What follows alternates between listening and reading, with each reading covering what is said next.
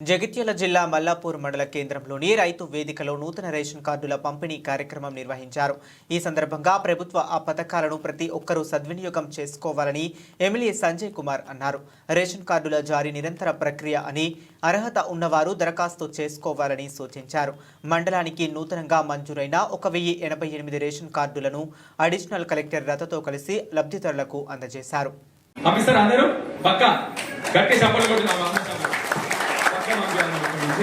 చెప్పులు లేకపోతే సంజయాన్ని ఇంటికి వస్తా అన్నాడు, సంజయాన్ని ఇంటికి వస్తాడు అని చెప్పుంది. సరేమ్మా, మీరేమనుకోదు ఇట్లా సంజయ్ అన్న క్లాస్ బిగిందని మీ కొడుకు అంటుంది, నేను కూడా మీ బిడ్డలు అంటుంది. నా పిల్లలు మంచుకుంటారంటే తప్పన అంతే కదా నాకు కూడా. అందుకొరకు మీ అందరికి చెప్తా ఉన్నాను.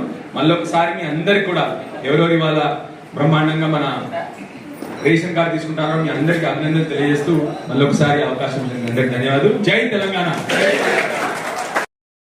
కూడా ప్రారంభించిన వాళ్ళు కొంతమంది ఉన్నారు. మనకి ఏమన్నా అంటే అన్ని జిల్లాలలో మొన్నటి వరకు 3-6 ఉన్నాయి, అన్ని జిల్లాలలో ఉన్నాయి. మరి అన్ని జిల్లాలలో ఇల్లు కట్టుకుంటున్నాం. మరి మన జిల్లాలోనే కొంచెం ఎక్కువ వెనకబడుతున్నాము ఇట్లాంటి అన్ని ఆలోచనలతోటి. కాబట్టి దయచేసి మీరు ముందుకు వచ్చి మనం లాస్ట్లో గృహప్రవేశం చేసుకునే రోజు మంచి రోజు చూసే చేసుకుంటారు కదా అందరూ, అవునా కదా? మరి అన్నప్పుడు ఇంకా మళ్ళీ మధ్యలో ఈ 3 ఇవెందుకు అవెందుకు. సో ఇప్పుడు ఇక ఇన్ని రోజులు వంక చెప్పారు, ఇప్పుడు వంక చెప్పడానికి అవకాశం కూడా లేదు, శ్రావణం వచ్చేసింది. కాబట్టి ఎవరైతే లబ్ధిదారులు మొదలు పెట్టలేదో వాళ్ళు ఇమ్మీడియట్గా స్టార్ట్ చేయాలి.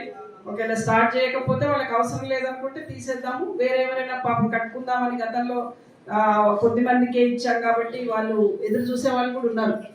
సో వాళ్ళకి ఇవ్వడం జరుగుతుంది.